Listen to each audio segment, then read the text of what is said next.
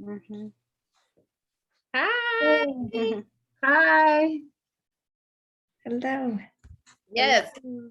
How's everybody doing? Are you enjoying things so far? Yep. Yeah, we were just talking about hair stuff. So we had a transition. Nice. Okay. I can't hear the music. You have it on? Yeah, it went away. You want me to play something? You know.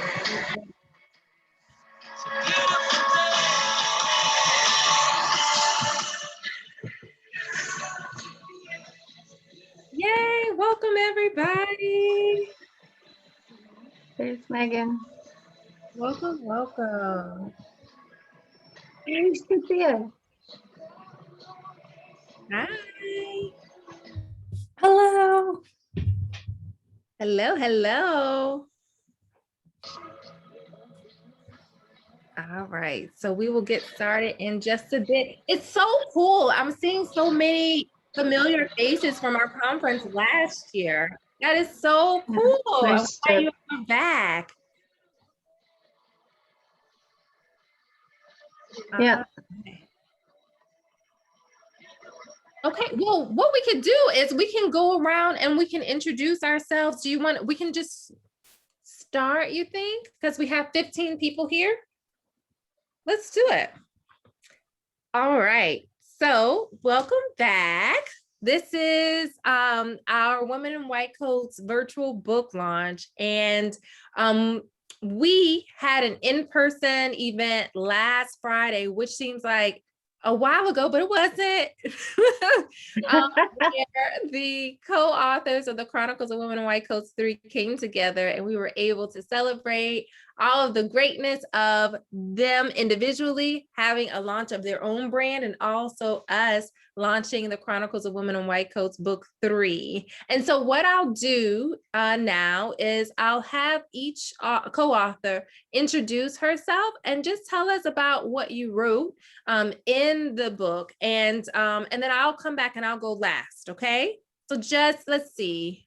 Every time the order is different. So I think Kia, you're right next to me. So okay. Go ahead, introduce yourself. Sure. So good evening, everyone. Thank you so much for joining, and hello, other co-authors. Good to see you guys. To have an actual tangible face to a name right now. So anyhow, I'm in Charlotte, North Carolina. I'm an ER doc by training. I've done quite a bit in my professional career. In my particular chapter, I wrote about my struggles getting into medical school and how really that was a time of reckoning for myself to realize my own personal power and to not allow others to define me.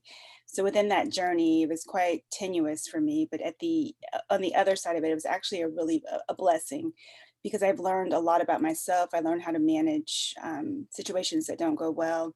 And I've also learned that I did not want to be defined by others' expectations and their own limitations for myself. So it was a great cathartic experience to write this chapter. Yes, and her chapter is Unsettling Gumbo. Thank you. All right, Dr. Kelly, go ahead and introduce yourself. Hi, I'm Dr. Kelly Mayfield. Can you hear me okay? Yes. Okay, great. And I wrote 2 chapters for the book. The first one's called Unbeatable.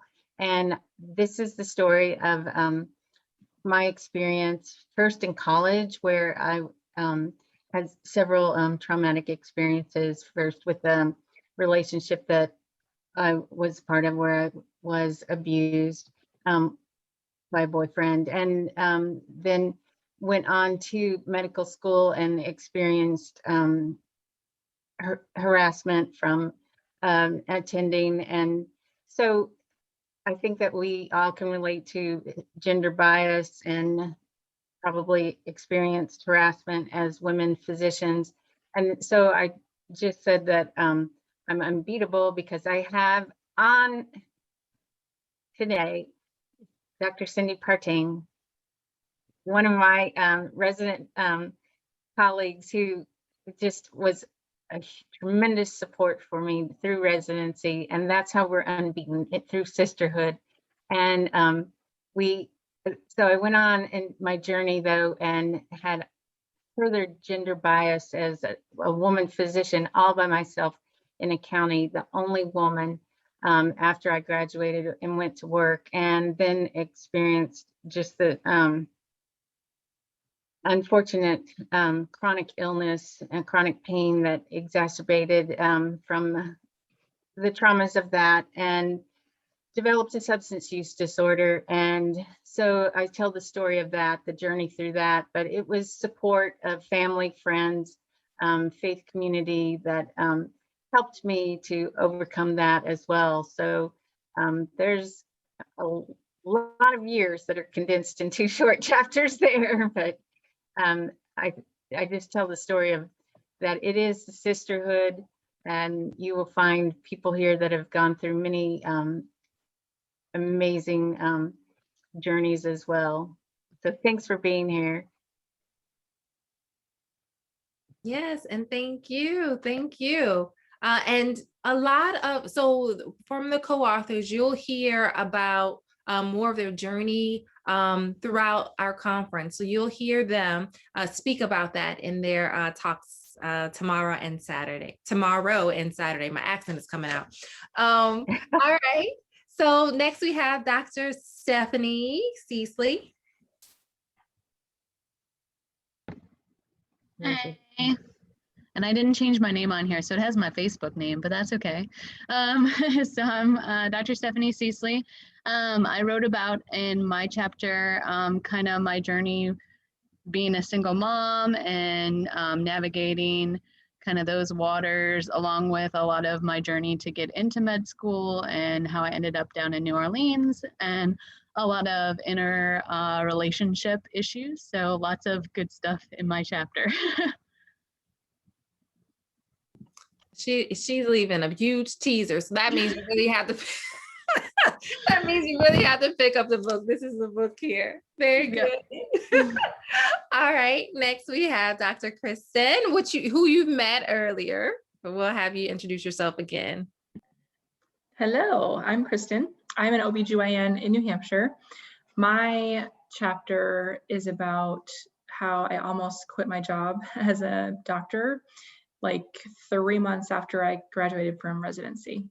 And it turns out that it was all because of my imposter syndrome and the doubt I had in myself, and my journey through that, starting what I realized was well before my first year as an attending, and how I kind of unraveled that and was able to stay in my career full time and actually enjoy it. I love that. And she was giving us lots of pearls and gems today during her talk on imposter syndrome. And tomorrow, like she was saying earlier, she'll also be giving us some more tips and, a reflection of her experiences. So thank you. All right, Dr. Steph Lee, you're next. Hi, everybody. So I'm Dr. Lee, Stephanie, and I wrote my chapters a little bit like the other Dr. Stephanie Lee says, Cecily, about marriage and medicine. And so mainly what I wrote about was the application process, because my husband was applying to residency when we were newlywed. So that was quite an interesting, balance of trying to figure out newlywed life and being a new physician attending, and then also now trying to do the application process over again with my husband. So yeah, a lot of life and communication lessons to be learned. And then also why I ended up marrying into medicine in the first place. So a lot of interesting things I think about, especially if you are married to somebody in medicine, or if you're the person in medicine and your partner is not in medicine, how do you kind of navigate that and figure out, how to make everything work? Yeah, so she is our relationship advice expert. So we lean on her for a lot of advice. Yes. Yes. Next, Dr. Megan. Hi, ladies. So for the book, I wrote 2 chapters. One is called Dancer's Dilemma, and it was kind of my journey through undergrad and school and residency with getting diagnosed with an autoimmune disease, I have ankylosing spondylitis. So it's kind of my journey through that, which was 8 years long, the typical that they say on the Arthritis Foundation. So it's awesome. And then my other chapter is called The Double Standard, and it's about working in medicine with my husband. We are in practice together. And I kind of grew up in a situation with 3 brothers where I had a different set of rules, being the only female. And it kind of translates into medicine at this point, where I have patients and staff alike that treat me a lot differently than my husband. So that's kind of my journey through that. And then tomorrow I give a talk on kind of coming out of the double standard. So it's interesting. It is interesting and it's ever evolving. It is. I would say look out for Dr. Megan because she's changing it up. Very good. And Dr. Vanessa, can you introduce yourself, please? Hi everyone. Hi, I'm Dr. Martins. So my chapter is pretty much my journey through medicine, my trauma, my life, my story of how I went through something so negative and so detrimental to my health to something becoming even positive in medicine. So that actually is in my story. I don't want to tell too much because if I tell too much, then what's the point of getting the book? So right now I'm just a glimpse of, my story, how I overcame so many obstacles, and to this point I am here today. So yeah. Yeah, hers is a page turner. Like you'll be literally sitting on the edge of your seat. So thank you so much. And Archana, Dr. Archana, what's your chapter, and introduce yourself again. Hey guys, so good to see everyone tonight and see all of the co-authors again. I can't believe it's been a week since we saw each other last and had the in-person book launch to really celebrate all you guys and the amazing work you did. And before I tell you a little bit about what I wrote, I want to say that Kelly was here last year as an attendee for this virtual conference. And I just think it's so amazing that now you are a year later as a co-author of the book. And just so phenomenal, because we knew when we met you last year that you had stories to share. We definitely knew that there were a lot of stories and that you could really, inspire a lot of people by sharing your story. So I want to congratulate you all for taking this journey with us and sharing your stories. It's just been so wonderful.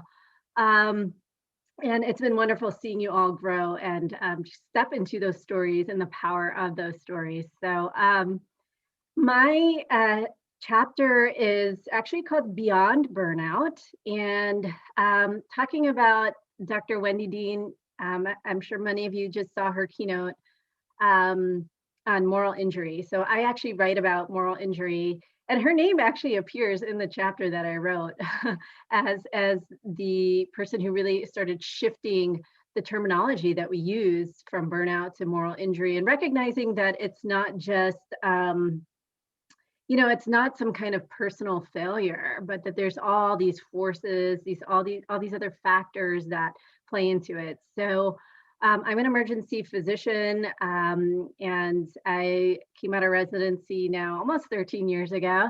And I basically have gone through cycles of burnout, multiple different cycles. I was able to bring myself out of it each and every time, but through different means. And so I write about that in the chapter. It's kind of like a case study of what's going on and how is it that we end up feeling burnout, and what are the factors that play into it, and discuss what is moral injury as well, and how I worked through it each and every time, and how I ended up ultimately pivoting about a year ago and really reconnecting with the joy in medicine. And so that's what my chapter is about, and just thinking about more than just burnout and other ways of really looking at it and approaching it. And tomorrow we will have a workshop where here at Women in White Coats, we like to say that we are burning bright instead of burning out, and finding different ways to reconnect with your passions and the joy of medicine and yourself again. And that's what we're really all about here. So we're going to be talking about that in the workshop tomorrow. So I can't wait for you all to participate in that too. Yes, that's going to be a lot of fun and very valuable. So make sure that you mark your calendar, time, all that, to be able to attend that. And I'm Dr. Amber. I am a family doctor, as we y'all had my whole bio before, but I wrote my chapter on my experience of being a COVID bride and how I had to understand, number one, that it would not be exactly how I had dreamed of it, because obviously I never dreamed that a pandemic would happen during the wedding or wedding season or anything like that. So I talked about my journey in that, how we had to readjust, how even trying to think of when to reschedule, what chaos that was in my brain, as well as so many other things that were happening during that time as a physician, having to see COVID patients, having to also deal with things that are happening within the whole pandemic time with George Floyd and how that impacted me living in DC. So it was a lot of interesting things in 2020. And thankfully, all of us were able to come out on the other side. So what we'll do now is we'll open it up to questions. And if you have questions, make sure you say your name and where you're from so we can know more about you, as well as what area of medicine you're practicing. The floor is open. And you can just unmute yourself. This is really a casual conversation. Even though we have white coats on, I think it's just me and you, Archana, and Megan. Even though we have white coats on, it's just really a casual conversation.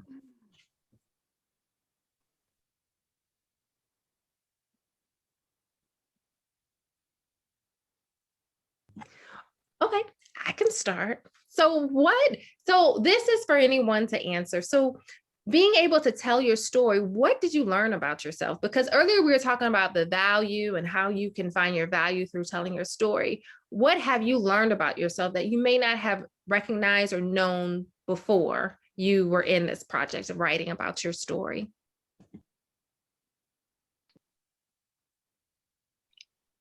I can go. For me, I think it was an eye opener. Like, I actually have a voice. Like, this gave me a platform to, speak what I've been holding for so long. And I think it will definitely help a lot of people. And going against also mentors, how important it is to have someone to,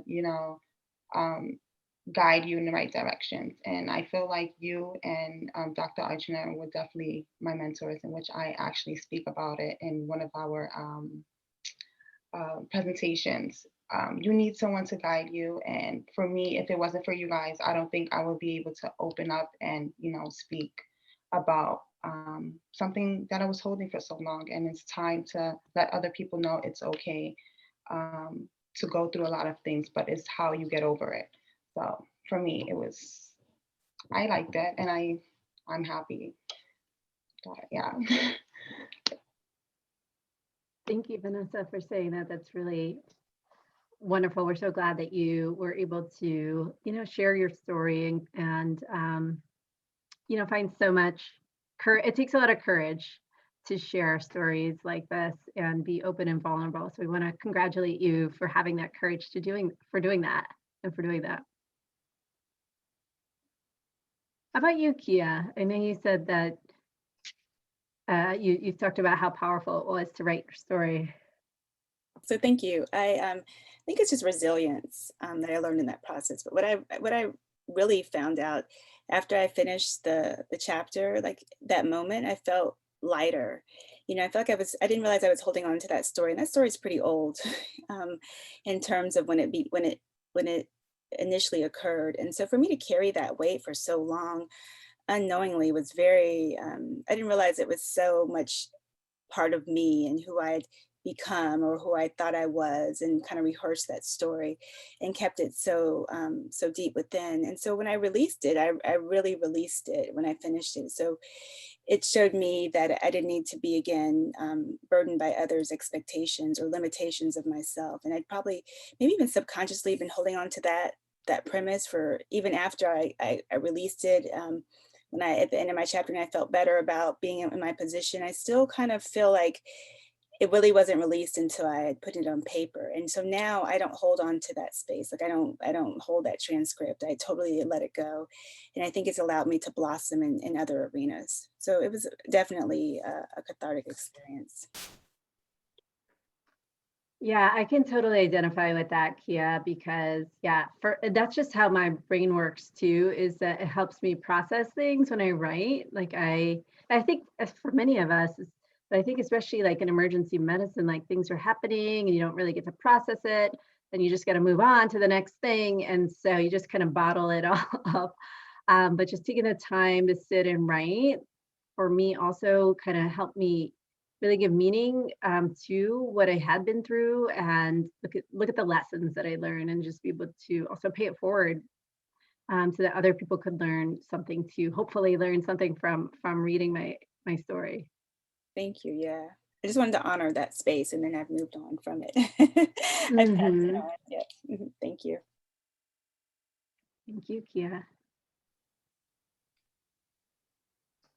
Yeah, and for me, I think what I really found was when I wrote it and then shared it, and the sharing of it, I realized how much connection I have with other people, and how much love there is out there with everyone that I've shared it with. For a long time, I felt so much shame with a lot of my stories.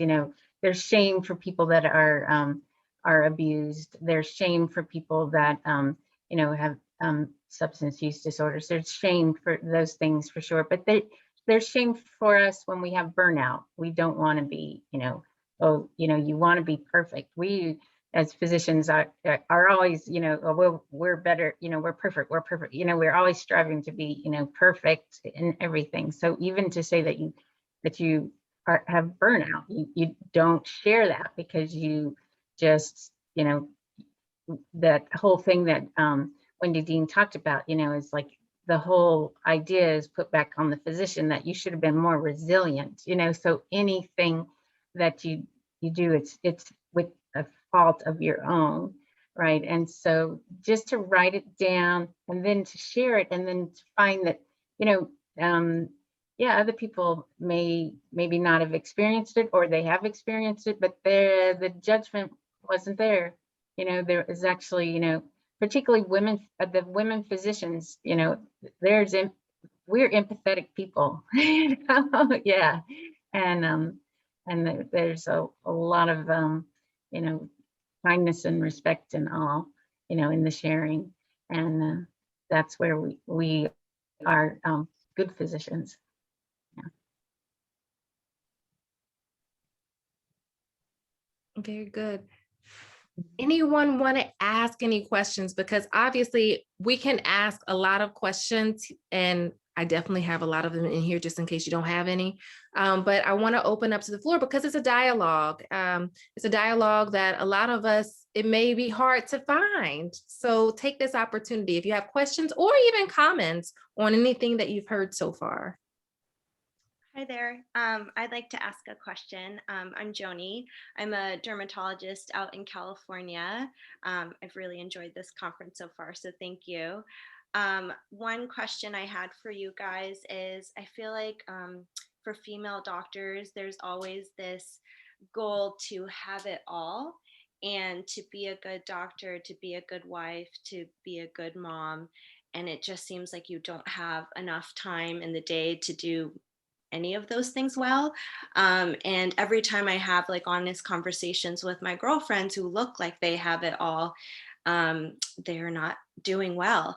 So I do think it's important to have these frank conversations. And we just had a faculty development conference a couple weeks ago, and a woman from the Nocturnist presented. I don't know if you guys are familiar with that, but it's a San Francisco-based podcast where a bunch of physicians talk about like how hard it's been with the pandemic, how we're all not fine, and how we have to have like these really honest conversations so we can support each other. Because if you don't know you're struggling, or you think everything is fine, then I think that really fuels the imposter syndrome, like I'm the only one who's struggling, but in reality, like everyone's struggling. So how do you kind of find that balance? How do you find that courage to talk about things and to make things a little bit more real?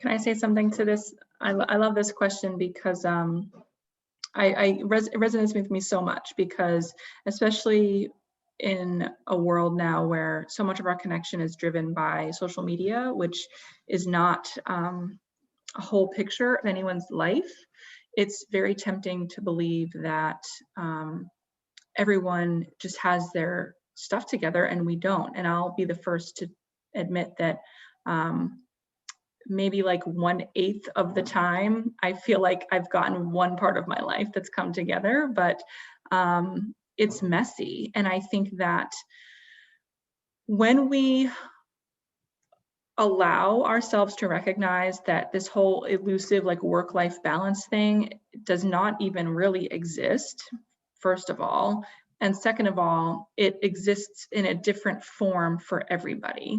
And for some women, it means that they work 100 hours a week, they're in academic medicine, they don't have a family, and they're killing it. And that's what they're basing their success on. For other women, it means that they work part-time and they take care of their kids the other part of the times, and they like to be a soccer mom and their work, so it just, I think that when we stop having expectations of what success is based on anything outside of our own personal definition, it's really important. So number one, having the courage to create your own definition of success in all parts of your life. And then secondly, don't ever judge another woman for what they're doing with their life. And I think that we find this often where other women are judging, we feel judged by other women, or we know we're being judged by other women based on decisions we make about our family time, or how much we work, or how much we don't work, or who raises their kids, or I can't believe they have this and that. And I think that it's very tempting to fall into that trap and judge other people. And I think when we can take a step back and say, everyone's version of success and balance looks different than mine, and that's okay, and supporting them from that place is very important. And when it comes to having it all together, I think this is, from my lens of self-doubt and imposter syndrome, it's been very important for me to admit all the times I have doubt. And I do that because I think I don't want anyone to ever think that even though I say that my confidence is way better than it was 3 years ago, it means that I never doubt myself. It's all part of the human experience. And I think you have to seek it out, though, when it's very tempting to say, oh, so-and-so on Instagram, or this person has it all together, and no one does have it all together. And I love that you bring this point up, because sometimes we have to tease it out of each other and say, like, really, how are you doing it all? And then invite people to tell you how they're not.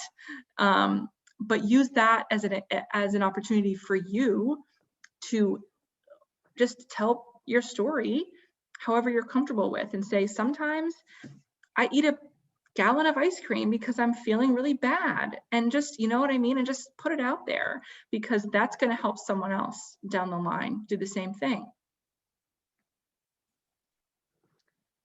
Kristen, I love what you said about just defining what success looks like for you. And I think one of the most powerful things I learned a year or two ago was that life is 50-50 for everyone, right? For me, there's 50% good, there's 50% bad. For other people that I might be looking at, who I might be actually looking up to, thinking that they've got it all together, there's 50% of their life that probably sucks in their eyes, right? And they're going through certain struggles. And it's like Kristen said, it's so easy on social media to think that other people have like the perfect lives, or when we look at them, think that their life is perfect. And I think it's, that was really powerful for me to just realize that life is 50-50, and that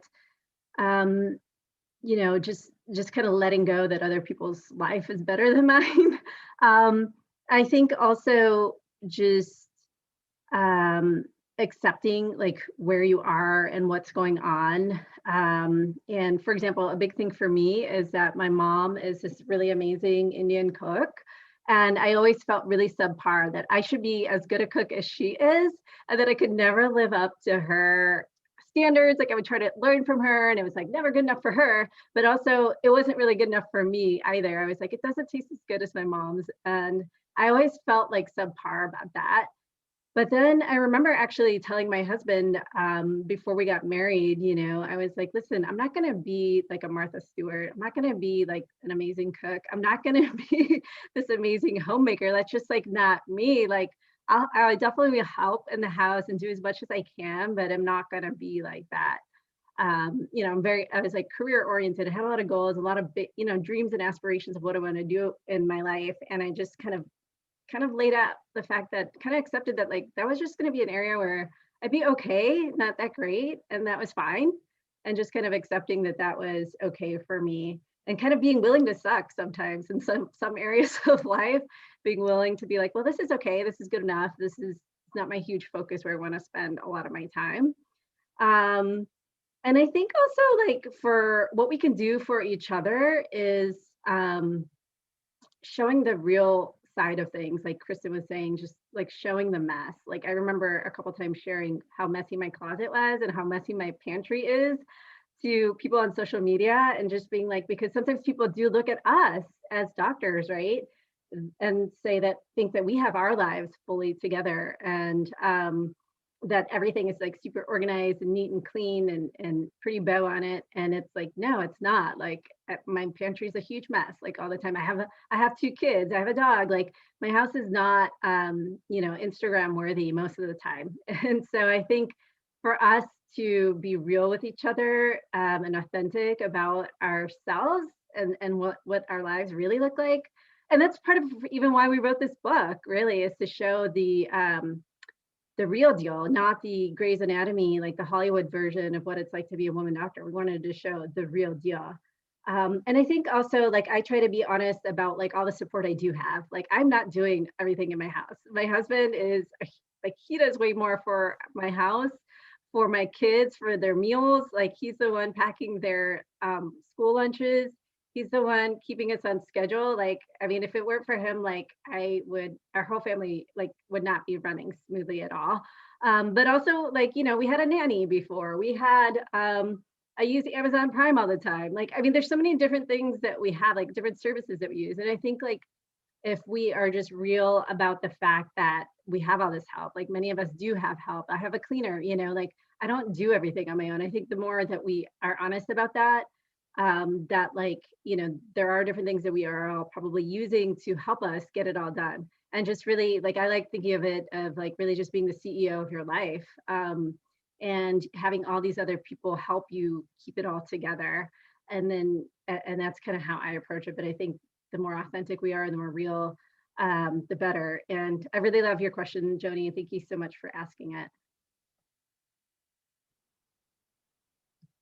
I'm impressed that you even try making Indian food, because my mom is incredible too. So my way to rebel is just to not even try.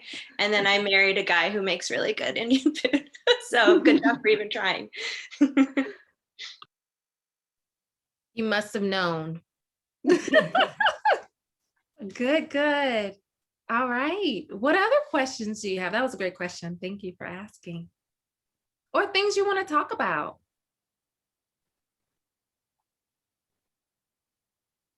I think I saw a hand. Oh, go ahead, Archana. I thought I saw a hand, but go ahead. Okay, yeah, if nobody else was going to ask a question, I was going to ask, I'd love to hear from everyone, like, what areas within medicine do you think need to change? And like, if you had a magic wand and you could change things in medicine, like what would you like to change? Like, what is your vision for where things should go? Especially as it relates to women in medicine.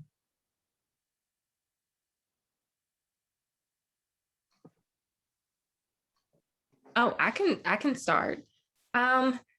I would like it to be a more inclusive space. I think, and I think Kelly, either you said this, I think you said this on our Instagram, how we did a live today, how a lot of times we're trained to be against each other and we're trained to be in our silos.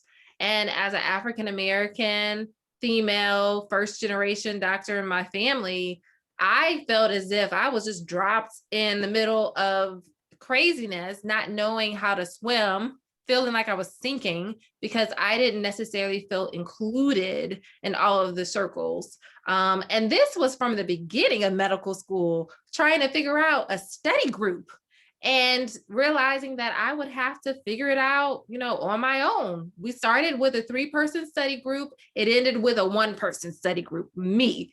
And so having a more inclusive environment is so important, even in the beginning. What I love about going to a historically Black college university, Xavier University of Louisiana, that was a part of the DNA of the university. We all worked together. If one person did well or one person was succeeding, then all of us were succeeding. If one person was failing, all of us were failing. It was our job to come together to be able to push everyone forward. And in medicine, it's not like that. It's actually to tear other people down.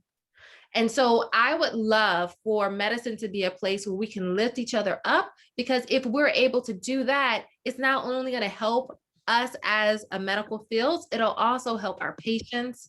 It'll help us be able to connect to each other, to say, girl, how you doing? And actually get a real answer on what we can do to help each other. It won't be like a plastic place where you can just like, you're afraid to move and do certain things because someone would say something.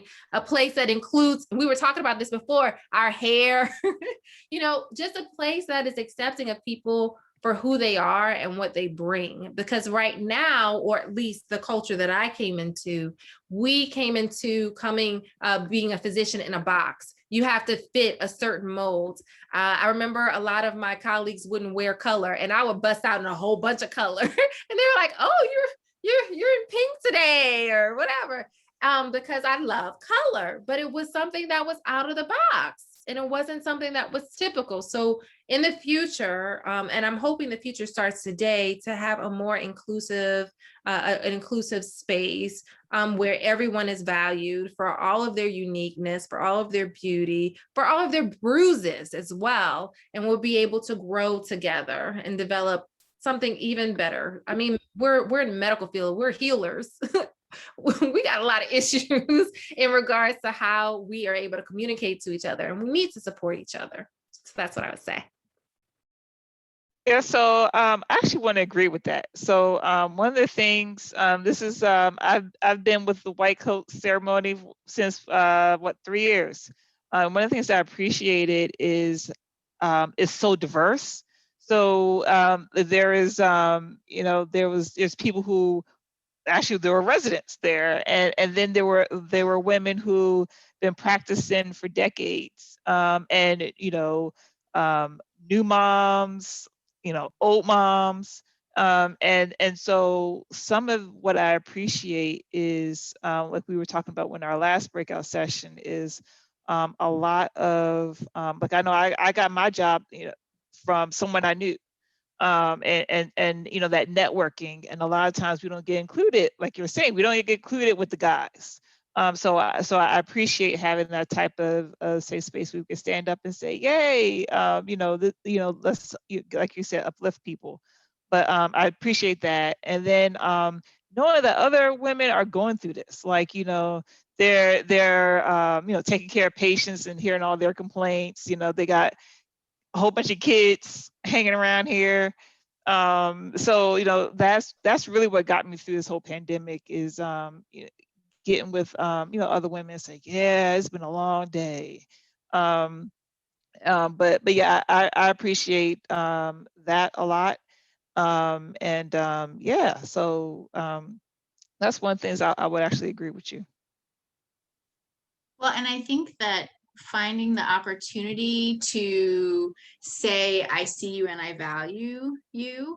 I was in the ER on a trauma call for, my name's Debbie, I'm an OBGYN, I live in Georgia. I was in the ER on a trauma call for a 28-year-old, a lady who was 28 weeks pregnant. And I came down as the OB attending. I had 2 residents with me who were both female. The trauma attending that walked into this room was a woman, and the ER attending was a woman. The only male physician in this space was an ER intern. And the 3 of us stood in the corner and were like, this is girl power. This is what we can do. But having that space for my residents to come into, which I didn't have when I was a resident. I've been out of residency 14, 15 years. Like, sure, there were a bunch of residents that were girls, but there weren't a bunch of attendings that were girls. And so I think that, to your point, we have this opportunity to start seeing women in this generational role.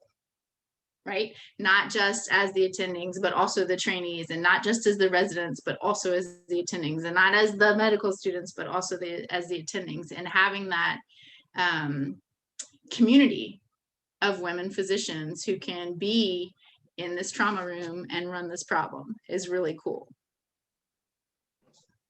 And run it like a boss. Very good. What I'll do, Nicole, Dr. Nicole just joined us. I'll have you introduce yourself, and then also tell us a bit about your chapter. And I think that actually would be a good speaking point on all that stuff. It'll be a good transition for us to talk about. Hey everyone, I'm so sorry I am late joining. Y'all know how it is though. You get called for a consult late, and patients first. And so I had to go to the hospital. So I apologize for being late. I'm Nicole Plenty. I'm an OBGYN as well as a maternal fetal medicine specialist, which I know you all know. That means I take care of pregnancies that are high risk and diagnose fetal anomalies, basically full time. That's what I do. I am so excited that I decided to join Women in White Coats, because it's definitely changed my outlook on women in media and writing and authorship and the whole 9 yards. Archana and Amber are just bosses. They don't play games. And so my book chapter, I talked a lot about my experience as a high-risk OBGYN, also having a high-risk pregnancy, and my journey with medicine, I guess. And for me, I had my first child when I was, I guess I was 36 when I had Harrison. I had a miscarriage before, and then I had an extremely high-risk pregnancy with multiple pulmonary emboli, hyperemesis, neurocardiogenic syncope, a stat C-section, mass transfusion protocol, a breast cyst afterwards, a hematoma afterwards. They thought I had breast cancer afterwards. So basically, I talked about all of that or most of it in the book chapter, and talked about how I felt as someone that knew exactly what was going on, and had to sort of take a step back and play the role of the patient. And then tomorrow, you guys will hear my to freeze or not to freeze talk. That's what I'll be talking about. Basically, from my personal experience of like juggling, when is the perfect time as a woman in a white coat to stop and have children? Because nobody really talks to us about family planning. So we're supposed to do all this and like go to residency and then specialize, and you look up and you're like, wait a minute, I don't have a man. And so I talk about a little bit about that. You guys will hear about tomorrow about like options in terms of family planning. Yep. Thank you so much for that. And I think that, your story, as well as Megan's story and Kelly's story, talks about having to be a patient and still knowing, at different times, knowing the things that are going on as you're experiencing them. I wonder, how has it been for you as a physician who's experienced that? How has it been for you now to be able to relate to your patients? And what has that experience gifted to you with? I think that we can all relate to our patients, regardless if we have male patients or women patients. We can empathize with them, or at least sympathize with them. But having gone through it, you realize, like, even the small things, like, oh, this patient is complaining about nausea and vomiting. Like, now I really understand how serious it is. It's not just like, oh, that's just a little nausea and vomiting. It's like they feel like they are about to like die, like they can't get out of bed. So now I understand exactly how they feel. And it also lets me know, and I've also always been a person that's, I don't want to say I'm impatient, but I do understand that patients want to be seen in a timely fashion. Now having going through it, I'm like, no, that patient can absolutely not wait. Absolutely not wait. I want to get them in today. So it definitely makes me relate more to, I can understand the fear that these patients are feeling. And being an African-American woman, I have patients that come in all the time, like, Dr. Plenty, I've been reading in the news that Black and brown women are dying at a much higher rate. Like, is this going to be me? And so I can personally feel that, because I remember laying there thinking, oh my God, like, am I about to be like the other doctor that passed away in childbirth, or the other person that died like shortly after delivery? So I understand that it's a real thing to be paranoid. Even with all the knowledge that I had, I was still paranoid. So for me, it's a matter of making sure I relate that to my patients now. Like, hey, I understand that you may feel like X, Y, and Z, but this is what I'm going to do to make sure that that does not happen to you. And I think that provides patients a little and be a little bit more assured.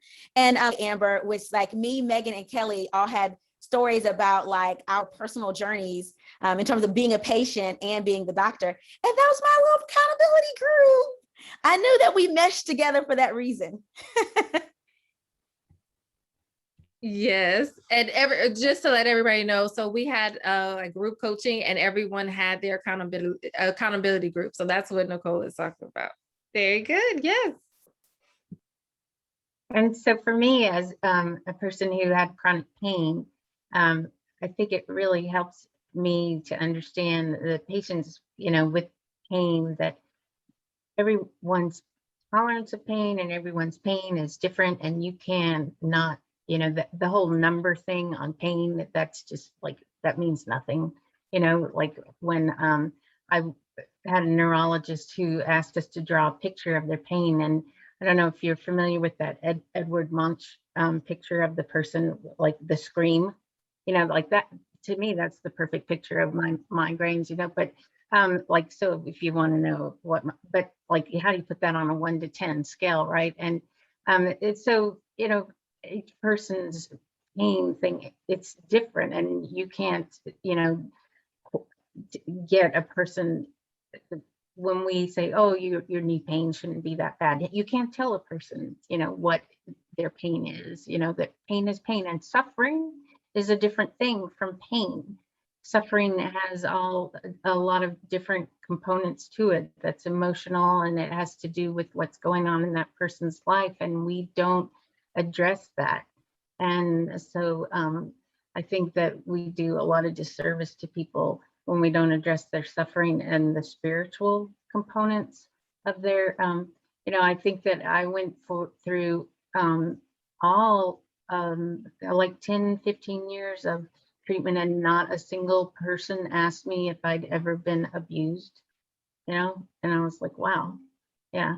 And then when the final person did ask me, it was a medical assistant, and they just checked the box, and it wasn't followed up by the doctor. And I'm like, okay, that's not how you do it. So that's, that our little check boxes don't really do anything to address the suffering that people are enduring that affects their pain. And so that's one thing that I, that gets back to what I'd like to see about medicine, is these check boxes that we're using, yeah, throw them out the window, because it's not really doing anything to actually address the suffering that people, you haven't addressed the social determinants of health by checking a box. and just sit down and actually ask to hear versus ask to mark the checkbox. That's a whole different thing. I think that's one of the gifts that I had. When I had a patient the other day that said to me, you're not like other doctors, Dr. Mayfield, you're a real person. That's a compliment.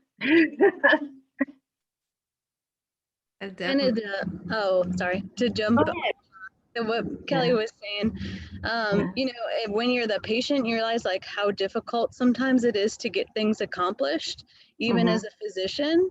And so I think that's given me a really good perspective too. Like when you get that patient who's like yelling and screaming and frustrated, well, maybe it's because they haven't been addressed or, haven't had those things even discussed.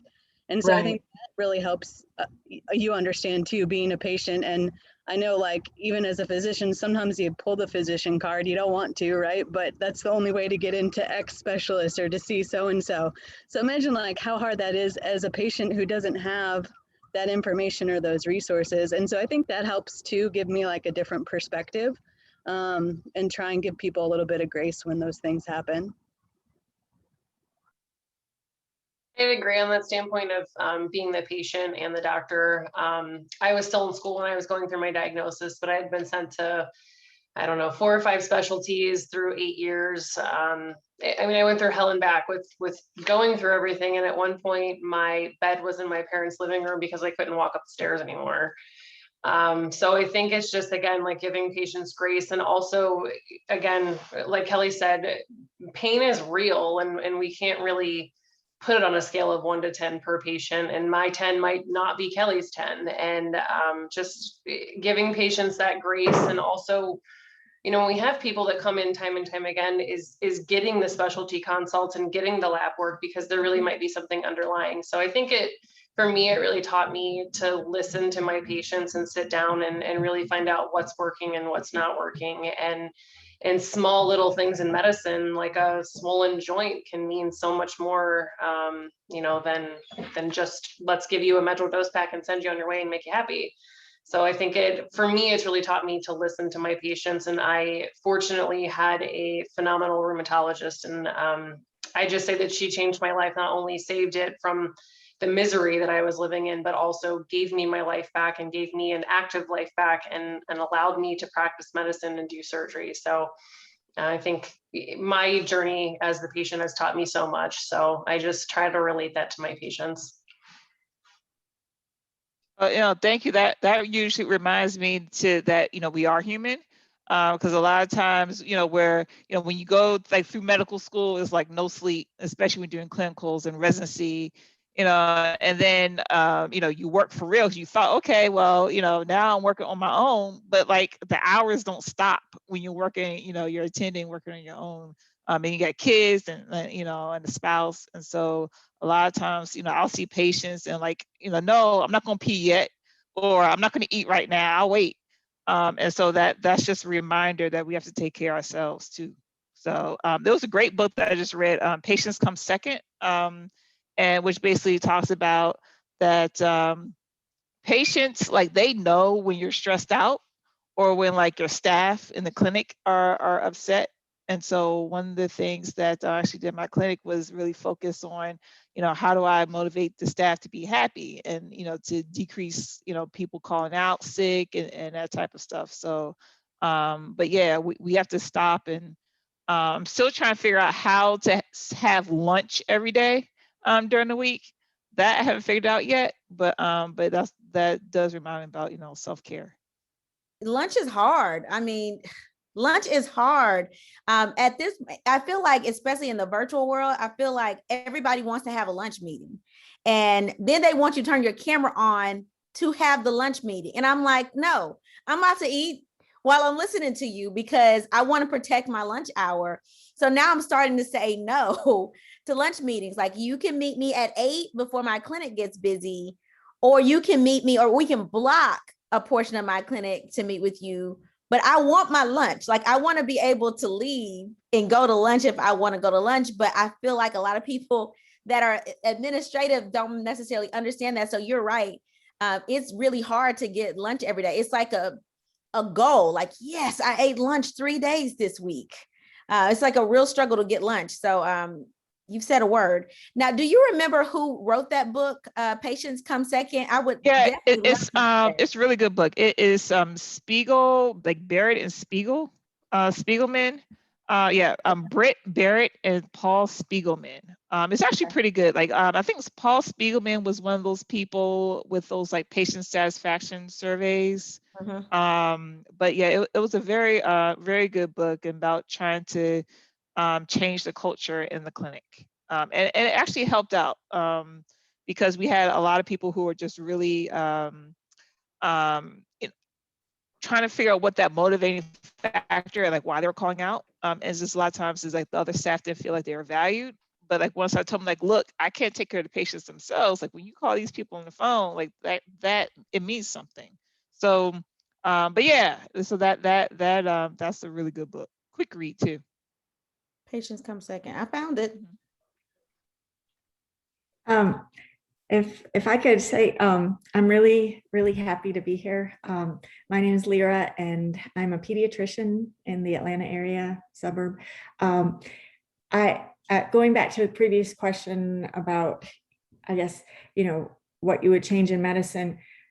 For me, what I didn't expect going into medicine was kind of how isolating it can be in different ways. I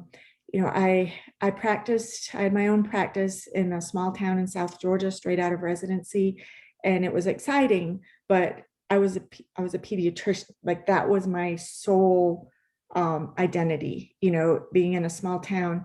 We moved up to the Atlanta area to be closer to our families like 15 years ago. And even then, I guess the way I've been practicing the past 15 years, I'm at an after hours clinic, and I'm the only provider. I'm now a provider because there are nurse practitioners who fill in when I'm not there. And I don't know, I'm really happy to be here and hear you all talk, and just similar experiences, I think. But I'm also I guess I'm struggling to, I have people in my life. I'm involved in my kids' school. I work after hours, so I've always been involved in their schools throughout. And my son is graduating high school this next month, and but that's something I'm struggling with, is how do you get those meaningful social interactions? I have mom friends that we work together, collaborate for different projects or whatever for schools, but I have physician friends from school, from residency or medical school or college, but we're so far away and busy, like how do you, and my husband is not a physician, but he's been here, since college. How do you find people that you have regular connections with in your life who, I mean, besides it being a virtual situation, does that make sense? That makes sense. I promise we didn't plant you in this group. The reason why I say that is because we're actually creating that at Women in White Coats, because what happens is at each conference, we always get together and everyone loves this feel good. You have other people who understand where you're coming from. So we are actually launching a membership where every month you'll be meeting with us as well as other women in medicine, as an accountability group, as a mastermind group. And hopefully what will happen as we gradually get into what we consider the normal after COVID, that we'll be able to do more in person, especially having an in-person conference. But that's what we're working on, because it is hard. A lot of us do work in community medicine, or maybe not be affiliated with a bigger institution where you may find more women in medicine there. A lot of us are in our silos. So we're creating a space where we can come together and you can have exactly that. So yes.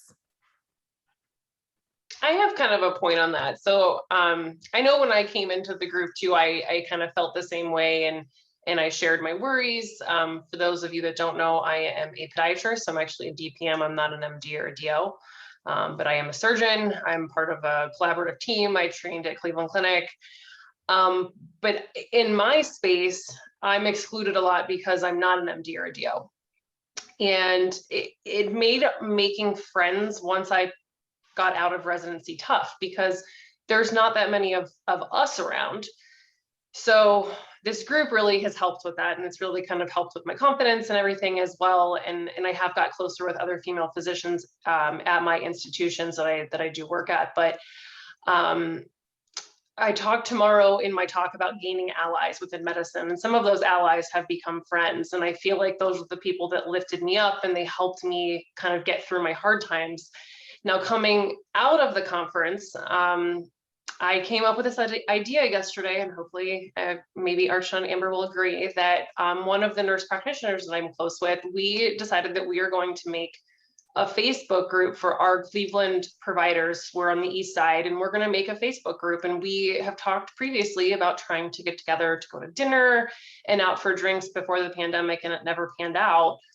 So we're going to do that. And I think it would be a good way, you know, in your local settings to try to reach out to those people, to find those people that you connect with, because I do feel like at times it's very hard as an adult, and I don't have kids. It's very tough to make friends because everyone seems like they make friends with their kids' parents' friends. And it is very, very tough. And I find it even in my neighborhood, it can be tough when new people move in. They find out you're a doctor and you're like this alien over here and just a person. So just a thought. I'm excited to do it. So maybe somebody else wants to try too and give me feedback. Love it. That's good. Love it. Very good. I was trying to make a heart. I like it too. I think it's a fantastic idea. Absolutely. And I realized when I got a dog how it helps you meet a lot of people. I met like so many new neighbors having a dog. I know you're a dog mom, Megan, but there's like people I've literally lived next, you know, in the same neighborhood with for like a decade and never met until my dog helped bring us together. Yeah, walking the dogs, the dog park, and the dog beach. I've definitely met a lot of people. But I think you bring up a good point about like, as a doctor, like other women sometimes feel like maybe, I don't know, maybe intimidated or they're unapproachable, or also sometimes like other women who are not doctors, right?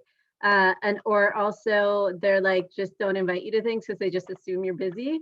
Mm-hmm. And so I definitely feel you on that. And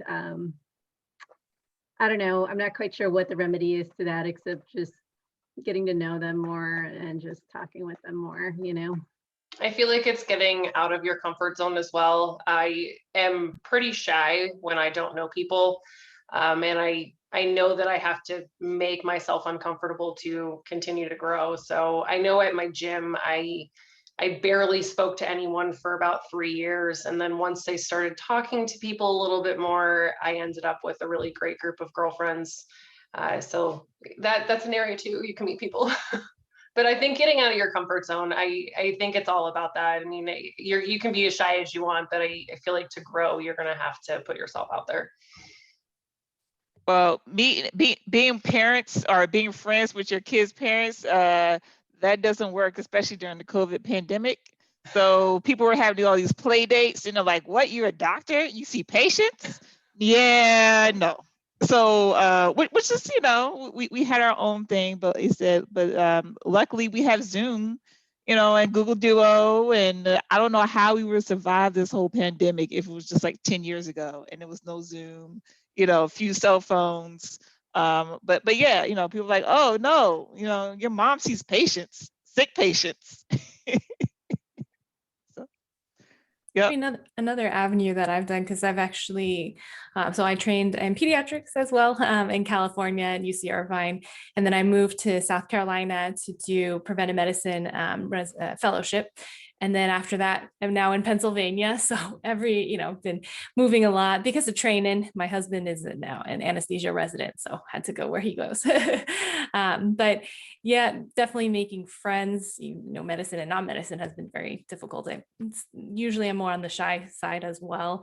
And so, most people are surprised when they see that, but usually it's because I'm much better with smaller groups. And so it's kind of hard to make friends. But one of the things that has helped, because I'm also very big on advocacy, is just getting to know the local, medical society or state society or the local American Pediatrics chapters, because a lot of times they have the similar interests, whatever your specialty is, and then being able to connect with some people and just emailing and trying to get those connections out. And then, some people may respond, some people you actually click with, some you might not, but I think that's always been a good idea of trying to reach out of your comfort zone and try to find, mentors and friends in different areas.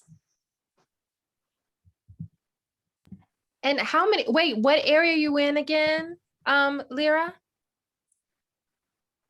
I'm just south of Atlanta in a suburb. Okay. Who is near Atlanta? Okay. It's just one person? Nope. I'm just outside of Atlanta in Marietta. There you go. Okay. I'm in Stockbridge in Henry County. Yeah. I'm up north in Dunwoody. Oh, you're in Dunwoody. I went to Dunwoody High School. Oh, cool. It's such a small world. It is a small world. Okay. So there you go. There's your solution. Just pick up matchmaker. A lot of friends, but 2 in your area. Yeah, that's Well, neat. yeah, Women's chapter, Atlanta chapter, right there. Okay. Okay. Thank you. All right. Okay. So any other questions, burning questions? Because we're going to come back together tomorrow, but any questions you want to ask now to our co-authors, or just questions that you just want to ask for the brain trust of women doctors here before we close? Well, who's in Maine? Who else is in Maine? Am I the only one? We're going to have to come visit you, Kelly. Oh, yes, you are. It's cold up there. How many people live in Maine? Like 5. That's what I said, Maine. And you already have your group, Kelly. It's me and Nicole. Yeah, you have us. Well, maybe some of us want to join your group. You can drive through Pennsylvania. I'll pick you up. Well, maybe that's what we should do. Can each person say where they are? And that's how we'll close today, okay? So I'm Amber. I am going to be in upstate New York in 2 weeks. Yay. I'm Nicole. I'm in Houston, Texas. I'm Megan. I'm in Cleveland, Ohio. I'm Vanessa. I'm in Dallas, Texas. I'm Kia Hewitt. I'm in Charlotte, North Carolina. I'm Archana, and I'm in the Chicago suburbs. Stephanie, Reading, Pennsylvania. So it's like an hour outside of Philly. I'm also Stephanie. I'm in New Orleans. I'm Joni. I'm in Oakland, California, and I'm actually from upstate New York. So if you need any recommendations, Amber, let me know. I'm Aziza. I'm from Jacksonville, Florida. I'm Tuweri. I'm in Southern Maryland, Waldorf, Maryland, which is right outside of DC in Northern Virginia. I'm Kristen. I'm in New Hampshire. Oh, sorry. No, go ahead. New Hampshire is where I am. I'm Tommy Sharp. I don't have a camera. I'm in Babynet, Alabama, down here on the bayou. I'll make sure I have a camera tomorrow. So I'm DR 00989 or whatever is how I came up. So. Hey.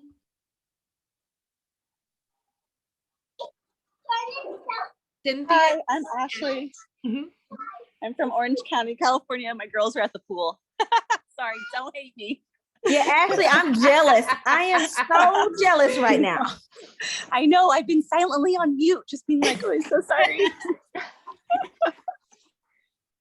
Enjoy it. Enjoy. Who do we have? Cynthia? Yes. Hello. Hello. Don't know how to operate this. I am from the mountains of East Tennessee. Went to residency with Kelly Mayfield and Thomasina Sharp and Bay Minette, who is currently and has been my best friend for 29 years. So Cynthia, you have to get in that group then. See, they're trying to eliminate everybody from their their threesome. Okay. All right. Is it Rochelle or Rachel? I'm Rochelle. I'm in Ann Arbor, Michigan. Hi, I'm Michelle. I'm from Boston, Mass. Hello. Haley? Yes, I am in Missouri. All right. Did I miss anyone? In my head, Boston and Maine. I mean, I don't think they're close. That's right. Nicole. they're both like way up in the cold. Okay, so But I'm an hour. They're both far from Texas. Oh, right. but New I'm Hampshire, probably the right? closest New to Hampshire, Maine, I guess. Maine, or like. Yeah, I'm an hour from Boston. There you go. Like, who's an hour from Boston? Oh, yeah, you're in Maine. Oh, I'm in New Hampshire. New Hampshire. Yeah, she's Oh, in New yeah. Hampshire. Drive through there. We're, Yeah. we're almost in Canada, eh? Hey.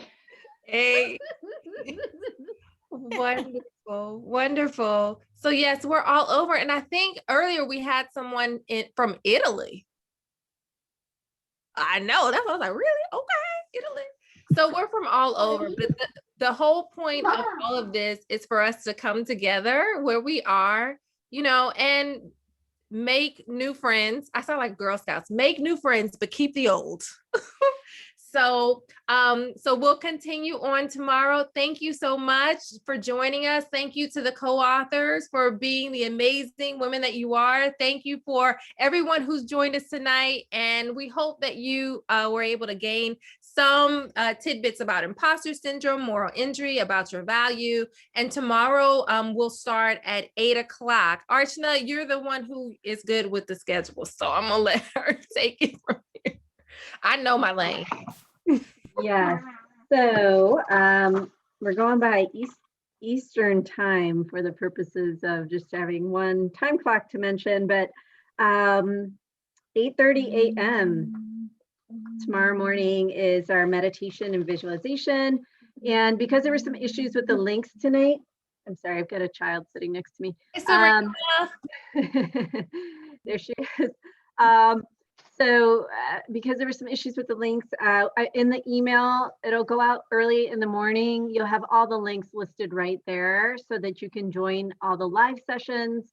And there is pre-recorded content, which are the amazing TED Talks. You guys are gonna really love these TED Talks that all the authors here have done. We pre-recorded those last week and they are phenomenal.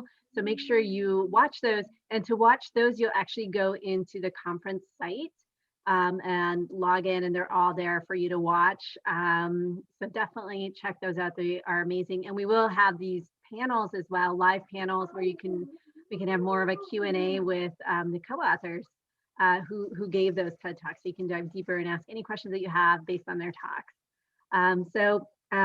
Yeah, keep an eye out for that email. It'll have all the links that you need there. Can I ask you, how can we get the book?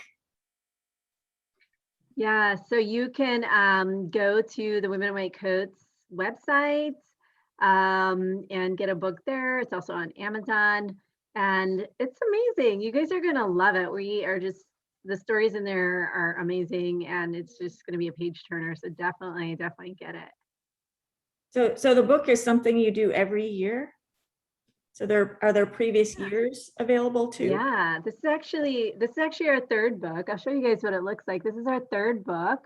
The first one came out in 2018 and it's called The Chronicles of Women in White Coats. And then the second book actually came out last year in 2020. And then now we've got our third book. And we are planning to do it every year because we have so many women doctors who want to be a part of it.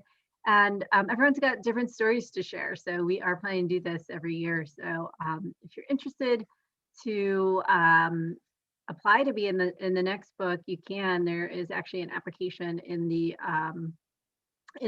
conference site, on the site. If you go in there, you can link to that and check it out. Anything else you wanted to add about it, Amber? Oh, I just added the link if you want to go there or if you want to go on Amazon. But what we really focus on is helping women find their own voice and knowing how strong they are and how valuable they are. So I'm so happy that how everything turned out for the book, how we're seeing everyone grow. This has been amazing. And yeah, tomorrow we'll grow even more together and connect even more. And so, yep, have a good night. I'm about to go eat dinner. So enjoy yourself. All right. Bye. See you tomorrow.